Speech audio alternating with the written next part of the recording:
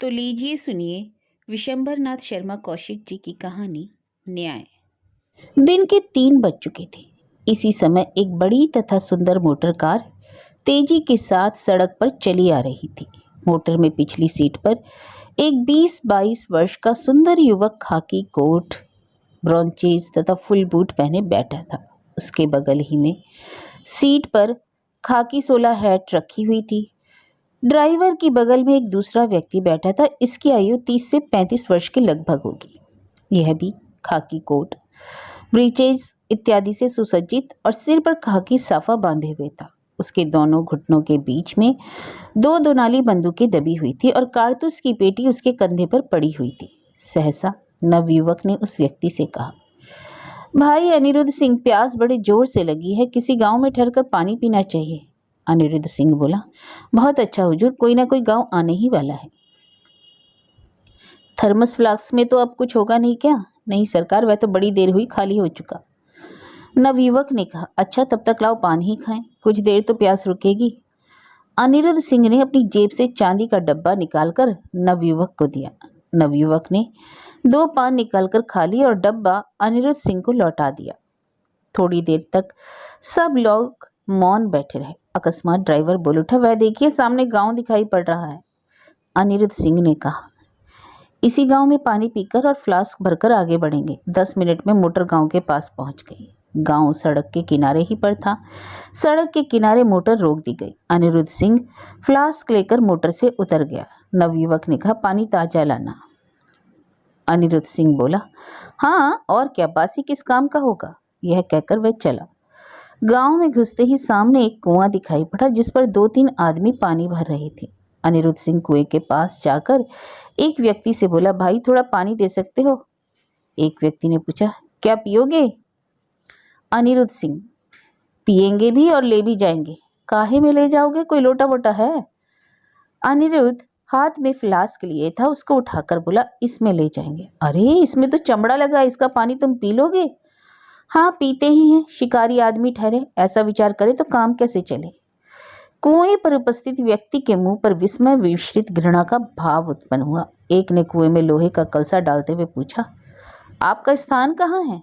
जसवंतपुर। अच्छा, जसवंतपुर के ठाकुर तो हमारे मालिक हैं, यह गांव उन्हीं के इलाके में है। एक व्यक्ति ने कहा, हाँ हाँ मैं जानता हूँ, मैं उन्हीं का नौकर हूँ और पानी कुंवर साहब के लिए ही लेने आया हूँ। अच्छा अच्छा, कुंवर साहब कहाँ हैं? एक साथ 2 व्यक्तियों ने बहुत ही उत्सुक और विस्मित होकर पूछा।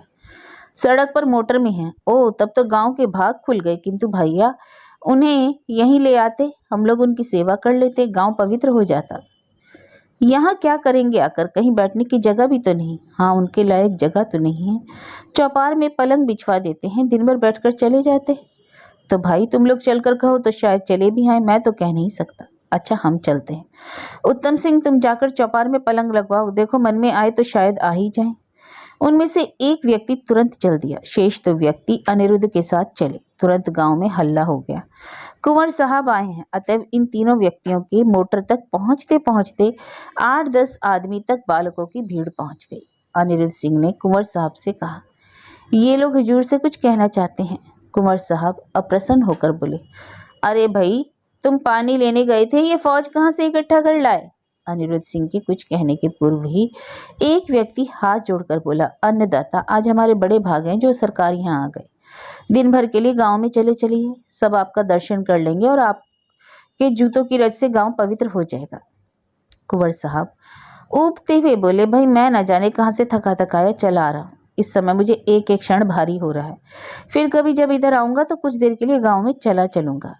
इस पर सब लोगों ने हाथ जोड़कर अनुनय विनय करना आरंभ किया। अंत में अनिरुद्ध सिंह की ओर देखकर कुंवर साहब ने पूछा, क्यों भाई, ये लोग तो मानते नहीं, क्या राय है? सरकार आपकी प्रजा है, मिनट 2 मिनट के लिए चले चलिए, इनका चित्त प्रसन्न हो जाएगा। कुंवर साहब हैट उठाकर बोले, अच्छा भाई चलो। जसवंतपुर के ठाकुर जोरावर सिंह एक बड़े जागीरदार हैं। उनकी वार्षिक आय 3 लाख रुपए के लगभग है।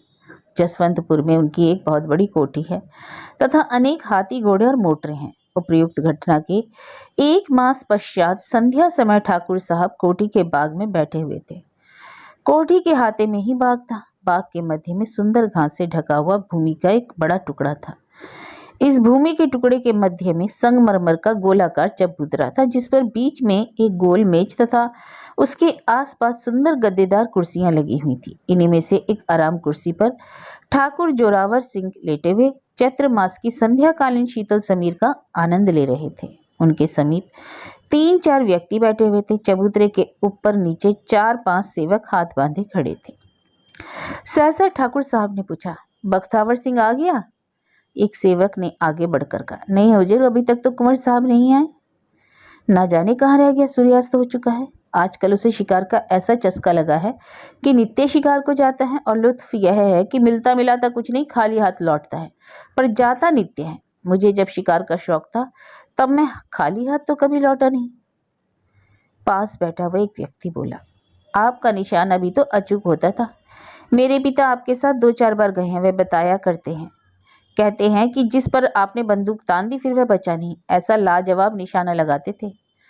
ठाकुर साहब मुस्कुराकर बोले, वह समय ही और था, उस समय शौक था, अब वह वैसा निशाना नहीं लगा सकते। शौक ही नहीं रहा, इसलिए अभ्यास भी नहीं रहा।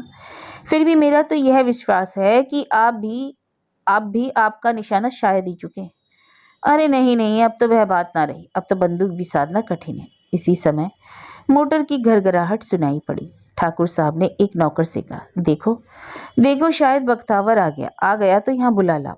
थोड़ी देर बाद कुंवर साहब आए, वही खाकी पोशाक पहने हुए। आकर ठाकुर साहब के सम्मुख एक कुर्सी पर बैठ गए और रुमाल से मुंह पोंछने लगे। ठाकुर साहब ने पूछा, अरे भाई, आजकल रोज शिकार को जाते हो, क्या बात है? कुंवर साहब कुछ क्षणों के लिए सिटपिटाए, परंतु शीघ्र ही संभल कर बोले, ऐसे ही जरा चित्त बहल जाता है, परंतु लाते तो कुछ भी नहीं, खाली हाथ लौट आते हो। मेरा उद्देश्य अधिकतर जंगल में दृश्य देखना रहता है, शिकार खेलना नहीं। अरे, तो ऐसा जंगल देखना किस काम का कि सवेरे से निकलो तो शाम को लौटो? नहीं, रोज तो ऐसा नहीं होता, कभी कभी हो जाता है। नहीं, मैं तो रोज ही देखता हूँ, कल भी देर से लौटे थे। हाँ, कल देर हो गई थी, परंतु इसके पहले तो सदैव जल्दी आता रहा। आज आते होंगे। इस प्रकार दिन दिन भर गायब रहना ठीक नहीं। कभी कभी ऐसा हो जाए तो हर्ज नहीं, परंतु नित्य ऐसा नहीं होना चाहिए। इस प्रकार अकेले घूमना ठीक नहीं। 100 दोस्त तो 100 दुश्मन। अंतिम वाक्य ठाकुर साहब ने पास बैठे हुए अन्य लोगों की ओर देखकर कहा। उनमें से एक बोला, ठीक है, आपका कहना बिल्कुल दुरुस्त है, आजकल समय बड़ा खराब है। अच्छा, अब तुम कुछ दिनों के लिए यह शिकारबाजी छोड़ दो। छूट ही जाएगी, जब तक जरा ठंडक है तभी तक है, जब गर्मी पड़ने लगेगी तब फिर कौन जाता है। 15-20 दिन की बात और है। तो क्या कोई कसम है कि जब तक गर्मी ना पड़ने लगे तब तक शिकार छोड़ोगे नहीं? नहीं, कसम का है कि अब जल्दी आ जाया करूंगा। परंतु अभी जाओगे जरूर? ठाकुर साहब ने कुछ अप्रसन्न होकर कहा। हाँ, यदि आपकी आज्ञा हो तो एकदम जाना बंद कर दियो, अन्यथा वैसे तो मैं कोई हर्ज नहीं समझता। और रही दोस्तों दुश्मनों की बात, सो उसके लिए तो साथ में 2-2 बंदूकें रहती हैं, पिस्तौल रहती है। अच्छा भाई, जैसा उचित समझो करो, मेरा काम तो समझाना था। अच्छा जाओ, कपड़े बदल डालो। कुंवर साहब उठकर चले। थोड़ी दूर आगे बढ़कर एक सरो वृक्ष की आड़ में अनिरुद्ध सिंह खड़ा था। उसने कुंवर साहब को देखकर पूछा, सब कुशल? हाँ, सब ठीक है। मेरा तो कलेजा धक हुआ था कि कहीं सरकार को खबर तो न लग गई। कुंवर साहब हंसकर बोले, शंका तो मुझे भी हुई थी, परंतु बात कुछ और निकली। उन तक खबर पहुंचाना कठिन है। जब किसी को मालूम हो तब तो खबर पहुंचे। वहां का कोई आदमी यहाँ आता ही नहीं। इसके अतिरिक्त मैंने वहां सबके आदमियों से कह भी दिया है कि यदि किसी ने जाकर बड़े सरकार तक यह खबर पहुंचाई तो वह जीवित दफन करा दिया जाएगा। अनिरुद्ध सिंह ने कुछ अभिमान के साथ कहा। कुंवर साहब हंसकर कोठी की ओर चले दिए। अनिरुद्ध सिंह अकड़ता हुआ दूसरी ओर चला गया। उपयुक्त घटना हुए 1 वर्ष व्यतीत हो गया। कुंवर बख्तावर सिंह अब शिकार खेलने बहुत ही कम जाते हैं। यदि उन्हें शिकार खेलने का कोई प्रस्ताव भी करता, बहुधा टाल जाया करते हैं। दोपहर का समय था। कोठी के एक सुसज्जित कमरे में कुंवर साहब कुछ मित्रों के साथ ताश खेल रहे थे। इस समय एक सेवक एक तश्तरी पर एक मैला सा लिफाफा रखे हुए लाया। उसने झुककर तश्तरी कुंवर साहब के सम्मुख की। कुंवर साहब ने पहले कुछ क्षणों तक लिफाफे को ध्यानपूर्वक देखा। तत्पश्चात सेवक से पूछा, कौन लाया? मैं तो पहचानता नहीं, हुजूर, एक देहाती है। उपस्थित मित्रों में से एक बोला, बड़ा डर्टी लिफाफा है। कुंवर साहब ने उसकी बात पर ध्यान न देकर लिफाफा उठा लिया, उसे खोलकर पढ़ना आरंभ किया और 2-4 पंक्तियां पढ़कर ही उनका मुख पीला पड़ गया। उन्होंने मित्रों से कहा, मैं अभी क्षण भर में आता हूँ। यह कहकर वह उस कमरे से मिले हुए दूसरे कमरे में चले गए। वहां एक कुर्सी पर बैठकर उन्होंने बड़े ध्यानपूर्वक पत्र पढ़ा। एक बार नहीं कई बार पड़ा। इसके पश्चात उठकर टहलने लगे। उनके मुख पर चिंता के गहरे चिन्ह थे। थोड़ी देर तक टहलने के पश्चात उन्होंने घंटी बजाई। तुरंत एक नौकर उपस्थित हुआ। कुंवर साहब ने कहा, मंगली को भेजो। नौकर बाहर चला गया।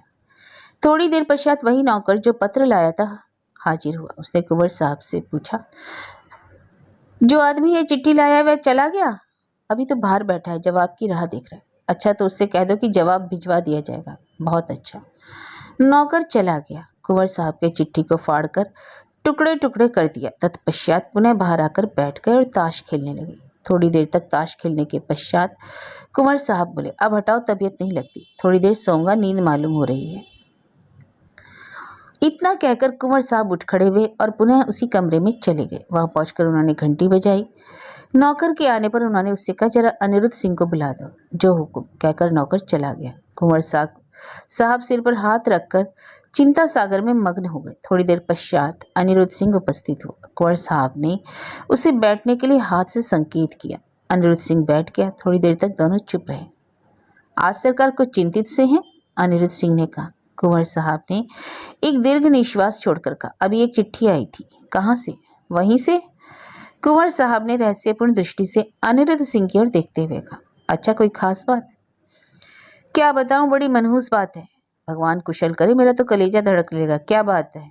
क्या वह बात जो मेरे सुनने योग्य नहीं है?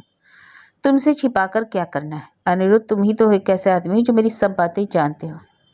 सरकार की मेरे ऊपर दया है, अन्यथा मेरी हस्ती ही क्या है। बात यह है कि उसके एक पुत्र उत्पन्न हुआ है। हैं? ऐसी बात है? अनिरुद्ध सिंह ने चौंक कर कहा, हाँ, और इतना ही नहीं, अचल सिंह ने लिखा है कि यदि मेरी ओर से कोई उचित प्रबंध ना किया गया तो वह मेरे पिताजी से सब बातें कह देगा। अच्छा, तो यहाँ तक नौबत पहुंच गई? हाँ। तब तो यह बड़ी बुरी खबर है। इससे अधिक बुरी खबर और क्या होगी? तो फिर क्या होना चाहिए? मैं तो इस समय विचार शून्य हो रहा हूँ, तुम ही कुछ सोचो। अनिरुद्ध सिंह कुछ क्षणों तक सोचकर बोला, यदि आप आज्ञा थे तो मैं जाकर अचल सिंह से मिलूं और उसे समझा बुझाकर डरा धमका कर रोकूं। कुंवर साहब ने प्रसन्न मुख होकर कहा, यह तो तुमने ठीक उपाय सोचा, यही होना चाहिए। और विलंब मत करो, इसी समय चले जाओ। अभी जाता हूँ। घोड़े पर जाऊं? घोड़े पर तो देर लगेगी, क्योंकि शाम तक लौटना भी है। कार ले जाओ। बहुत अच्छा, कहकर अनिरुद्ध सिंह उठ खड़ा हुआ। कुंवर साहब, और कुछ रुपए भी लेते जाना। हाँ, असली काम तो रुपए से ही होगा। कितना ले जाऊं? 1000-1500 ले जाओ, यदि आवश्यकता होगी तो फिर भिजवा दिया जाएगा। बहुत अच्छा, कहकर अनिरुद्ध सिंह विदा हुआ। ठाकुर जोरावर सिंह अपने प्राइवेट रूम में बैठे हुए थे। उनके सामने एक देहाती हाथ जोड़े बैठा था। ठाकुर साहब बहुत ही गंभीर तथा चिंतित थे। कुछ देर पश्चात उन्होंने कहा, अच्छा, यह मामला है? हाँ अन्नदाता, इसमें अगर एक अक्षर भी झूठ हो तो आप मेरी खाल निकलवा कर भूसा भरवा दें। अच्छा है, तुम दूसरे कमरे में चले जाओ, मैं बख्तावर को बुलाता हूँ। इतना कहकर ठाकुर साहब ने उस कमरे से मिले हुए एक कमरे की ओर संकेत किया। देहाती उठकर चला गया। ठाकुर साहब ने घंटी बजाई। एक सेवक हाजिर हुआ। उससे उन्होंने कहा, जरा बख्तावर को तो बुला दो। थोड़ी देर पश्चात कुंवर साहब आए। उन्होंने पूछा, क्या आज्ञा है पिताजी? ठाकुर साहब बोले, बैठो।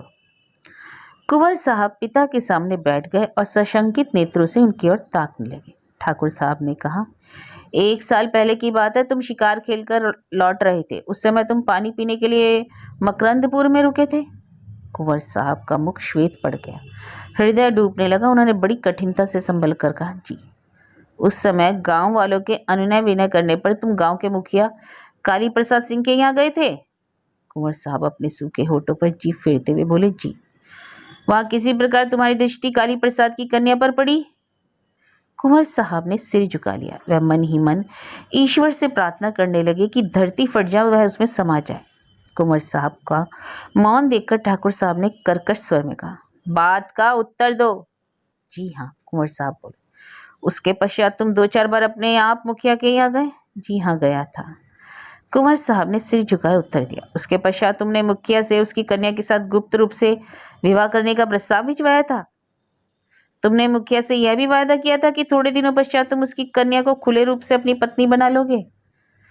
कुंवर साहब मौन रहे। ठाकुर साहब कड़क कर बोले, फिर चुप्पी साधी। मैं कहता हूं, मेरी बातों का जवाब देते रहो, हाँ कहो या नहीं। कुंवर साहब ने क्षीण स्वर में कहा, हाँ। विवाह हो जाने पर तुम 2 महीने तक मुखिया के यहाँ प्रायः नित्य ही जाते रहे। इसके पश्चात तुमने जाना आना एकदम बंद कर दिया और समय समय पर तुम उसके पास रुपए भिजवाकर उसकी तुष्टि करते रहे। अभी अभी 3-4 दिनों की बात है, मुखिया ने तुम्हें लिखा कि उसकी लड़की के पुत्र रत्न उत्पन्न हुआ, इसलिए अब तुमको उसे पत्नी रूप में ग्रहण करना चाहिए। जी हाँ। इस पर तुमने उसके पास फिर रुपया भिजवाया और साथ ही यह धमकी भी दी कि यदि चुप ना रहेगा तो उसके हक में अच्छा ना होगा।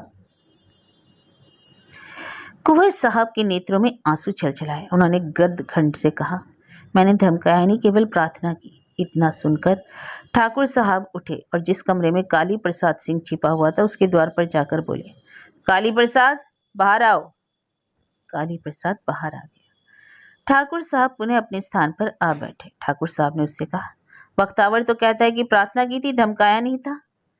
काली प्रसाद सिंह हाथ जोड़कर बोला, अन्नदाता अनिरुद्ध सिंह ने मुझसे यह कहा कि यदि तुम चुप ना बैठोगे, अधिक गड़बड़ करोगे तो तुम्हें मिट्टी में मिला दिया जाएगा। उसके ये शब्द थे अन्नदाता। कुंवर, उसने अपनी ओर से कह दिया होगा, मैंने उससे ऐसा नहीं कहा था। ठाकुर साहब, खैर कुछ भी हो, यह बात अधिक महत्वपूर्ण नहीं। देखो काली प्रसाद, तुमने बिना मुझे सूचना दिए, बिना मुझसे पूछे अपनी कन्या का विवाह गुप्त रूप से मेरे लड़के के साथ करके लोक व्यवहार के विरुद्ध काम किया। इसके लिए तुमको दंड मिलना चाहिए।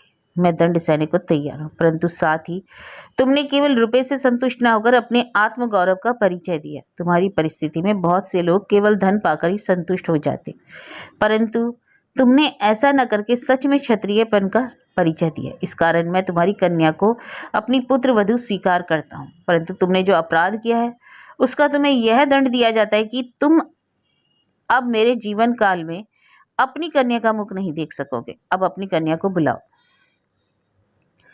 काली प्रसाद एक दूसरे कमरे में चला गया और जब वहां से बाहर आया तो उसके पीछे एक युवती थी। युवती की आयु 18-19 वर्ष की होगी और देखने में बहुत रूपवती थी। उसकी गोद में एक बच्चा भी था। ठाकुर साहब बोले, अब तुम जाओ। आज से जब तक मैं जीवित हूं तब तक कभी यहाँ आने का साहस ना करना। अपनी कन्या से विदा हो लो। काली प्रसाद सिंह के नेत्रों से अश्रु बहने लगे। उसने हाथ जोड़कर कहा, अन्नदाता की जय हो, आपने मेरे साथ न्याय किया। इतना कहकर उसने कन्या के सिर पर हाथ फेरा, बच्चे को प्यार किया और एकदम कमरे से बाहर हो गया। युवती रोने लगी। ठाकुर साहब ने फिर से एक बटन दबाया। दासी उपस्थित हुई। बोले, ठकुराइन को भेजो। थोड़ी देर पश्चात प्रौढ़ वयस्का ठकुराइन आई। उन्होंने चकित नेत्रों से युवती की ओर देखा। ठाकुर साहब बोले, क्या देखती हो? यह तुम्हारी पुत्र वधू है और इसकी गोद में जो बच्चा है वह तुम्हारा पौत्र है। हैं? मैं समझी नहीं। ठकुराइन अचकचाकर बोली। ठाकुर साहब ने संक्षेप में सब बता दिया और अंत में बोले, ये अबला निर्दोष है। जब इसका विवाह मेरे लड़के के साथ हो चुका तब हमें इसे पुत्र वधू के रूप में ग्रहण करना ही चाहिए। जोरावर सिंह ने कभी अपने शत्रु के साथ भी अन्याय नहीं किया, तब एक अबला के साथ अन्याय कैसे करता? जाओ जाओ, इसे साथ ले जाओ। ठकुराइन, परंतु लड़के के विवाह की बातचीत जो हो रही है उसका क्या होगा? मेरे जीवन काल में तो अब बख्तावर का दूसरा विवाह नहीं हो सकता। जब इसने स्वयं अपना विवाह कर लिया तो मुझे इसका विवाह करने की क्या आवश्यकता है?